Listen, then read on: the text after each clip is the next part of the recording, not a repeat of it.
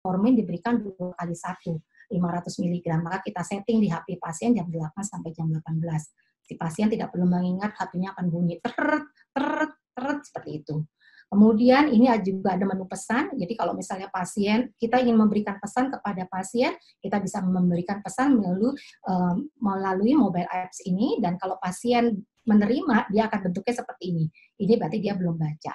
Ini beberapa artikel yang kita akan masukkan ke dalam mobile aplikasi supaya pasien terupdate terus-menerus pengetahuan yang bisa kita berikan kepada pasien. Nah, ini teman sejawat contoh ya, pasien setiap hari pasien diminta untuk mengisi. Ini ada pasien mengisi apakah dia makan sesuai anjuran, apakah dia olahraga sesuai anjuran, apakah dia minum obat sesuai anjuran, apakah dia mempunyai keluhan, dan bagaimana HbA1c-nya. Mereka isi setiap hari. Nah, dari data ini yang diisi oleh mereka, kemudian masuklah intervensi dokter. Baik itu dokter gizi, dokter psikiatri, apoteker, perawat, dokter penyakit dalam, masuklah. Ketika si pasien menyatakan bahwa saya makan tidak sesuai dengan anjuran, misalnya atas nama pasien DC, ya dia tidak makan sesuai anjuran, masuklah intervensi dari dokter gizi, ya dokter gizi pada saat itu dokter veterinary. Dia menyampaikan salah satu yang sederhana yang sering diremehkan dalam mengkonsumsi bla bla bla dan sebagainya. Itu masuk sehingga pasien merasa didampingi, pasien merasa diperhatikan, dan terus-menerus kita support pasien, ya.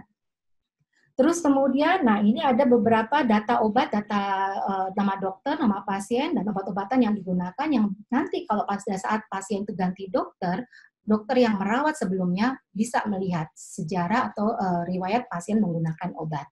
Nah, pada akhirnya kita akan sampai pada satu kesimpulan atau satu tata laksana untuk pasien diabetes adalah untuk mengimprove patient outcome. Harus ada 4 hal yang harus kita perhatikan. Yang pertama, pahami pasien sebagai subjek manusia, bukan objek yang kita perlakukan untuk kita paksakan kehendak. Jadi pahami experience pasien. Kemudian pada saat penetapan medisin atau penetapan obat-obatannya tentunya berdasarkan dengan evidence base. Kemudian pastikan obatnya aman dan memungkinkan untuk pasien beli. Ya, jadi obat-obatan yang bagus tapi terlalu mahal itu juga menjadi pertimbangan kegagalan terapi. Dan yang terakhir adalah pada saat kita praktek, setiap ketemu pasien selalu jadikan bagian optimalisasi medisin, pengecekan medisin itu menjadi rutin praktek yang kita lakukan sehari-hari. Nah, sebagai penutup, take home message-nya yang ingin saya sampaikan kepada teman sejawat semuanya bahwa pasien kronis saat ini memang perlu pendampingan terus-menerus oleh apoteker.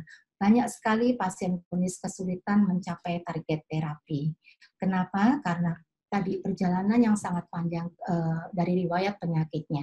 Apoteker memiliki peranan penting dalam mendukung tercapainya target terapi. Dengan adanya edukasi yang terstruktur dan terus-menerus, maka mampu meningkatkan self-efikasi pasien diabetes tipe 2. Sehingga pada akhirnya, pada ujungnya, apoteker harus terus-menerus meningkatkan kompetensinya, mengupdate pengetahuan, dan yang paling penting juga menjalankan praktek secara profesional agar dapat berperan aktif untuk meningkatkan outcome terapi pasien diabetes mellitus tipe 2. Demikian dapat saya sampaikan, kurang dan lebihnya mohon maaf. Saya kembalikan kepada moderator Pak Frans. Terima kasih.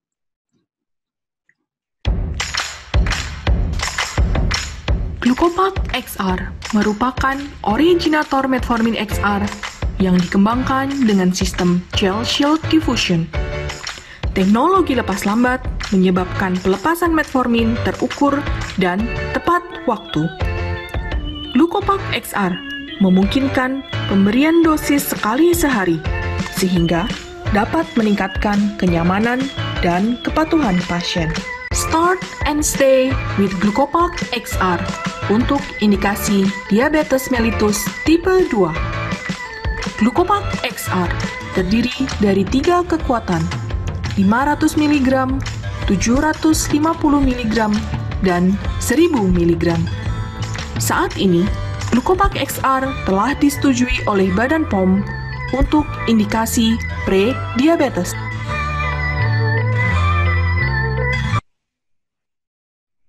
Jadi sudah selesai kita dengarkan dua materi dari dua narasumber kita siang ini, maka acara selanjutnya adalah diskusi.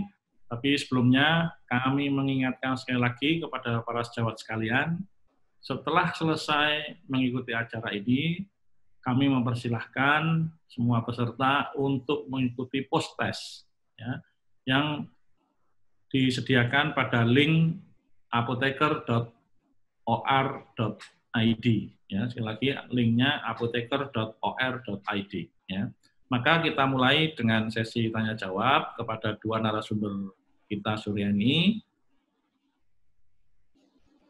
Yang pertama kepada Dr. Fatimah, ada pertanyaan, apakah yang menyebabkan reseptor insulin defect sehingga terjadi resistensi insulin?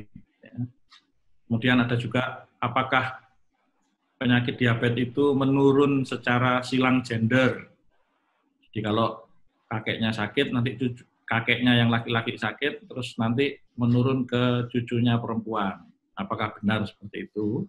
Kemudian kepada Apoteker Lucy, pertanyaannya, bagaimana caranya agar pasien diabetes itu bisa patuh minum obat? Bila kasusnya, misalkan pasiennya mengatakan dia tidak ada waktu untuk minum obatnya, gitu ya. Tapi untuk makan makanan yang enak-enak punya waktu. Cuma untuk minum obatnya tidak punya waktu. Gimana caranya? Kami persilahkan kepada Dr. Fatimah. Ya, terima kasih atas pertanyaannya Pak Franciscus sebagai moderator. Terima kasih juga atas tadi saya sudah ikut mendengarkan presentasi dari Ibu Lucy yang sangat menarik ya. Moga-moga bisa kita terapkan untuk pasien-pasien kita. Ada dua pertanyaan diajukan kepada saya. Pertanyaan pertama adalah mengapa bisa terjadi defect pada reseptor insulin pada keadaan resistensi insulin. Jadi prinsipnya mekanisme terjadi diabetes itu adalah karena pola hidup yang tidak baik, yaitu pola makan yang berlebihan, olahraga yang kurang, itu mengakibatkan pada pasien itu terjadi penumpukan kadar glukosa darah. Nah, kadar glukosa darah yang tinggi ini akan menyebabkan sel beta pankreas menghasilkan insulin dalam jumlah yang cukup awalnya. Tapi lama-lama karena glukosa yang dimakan oleh pasien itu berlebihan, maka sel beta pankreas akan berupaya untuk menurunkan kadar glukosa darah. Dengan cara apa? Dengan cara meningkatkan insulin yang lebih banyak lagi. Jadi dia meningkatkan produksi insulin yang tinggi, yang kita sebut tadi sebagai hiperinsulinemia. Nah, insulin yang tinggi tadi berupaya ditujukan sebenarnya untuk menurunkan kadar glukosa darah. Namun rupanya si pasien nggak sadar nih, si pasien tetap aja makannya banyak, olahraganya nggak ada. Akhirnya lama-lama insulin yang dihasil oleh si pasien tadi tidak bisa untuk menurunkan kadar glukosa darahnya. Tidak efektif artinya. Jadi insulinnya banyak, tetapi kadar glukosa darahnya tetap tinggi. Inilah yang kita sebut sebagai resistensi insulin. Nah, kerusakan pada reseptornya tadi yang ada di sel beta, di sel lemak, dan di sel otot, itu bisa disebabkan paling sering karena pasien tidak berolahraga.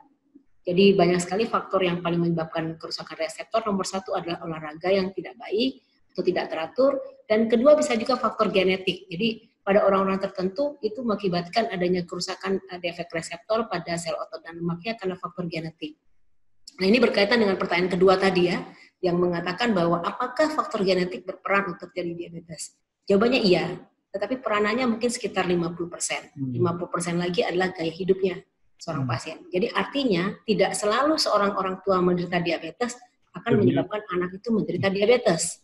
Atau sebaliknya, seorang orang tua yang tidak menderita diabetes, kok anaknya bisa kena diabetes? Nah, itu bisa saja terjadi. Karena faktor genetik peranannya sekitar 50%, dan 50% lagi adalah faktor lingkungan. Jadi kerusakan pada reseptor tadi disebabkan karena adanya pola hidup yang nggak baik, olahraga yang tidak teratur, ditambah lagi dengan adanya faktor genetik yang mungkin berperan.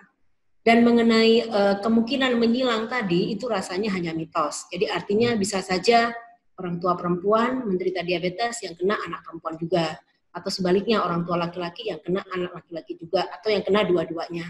Jadi sebenarnya memang kalau kita lihat, pola makan kita sehari-hari kan banyak ditentukan oleh keluarga ya.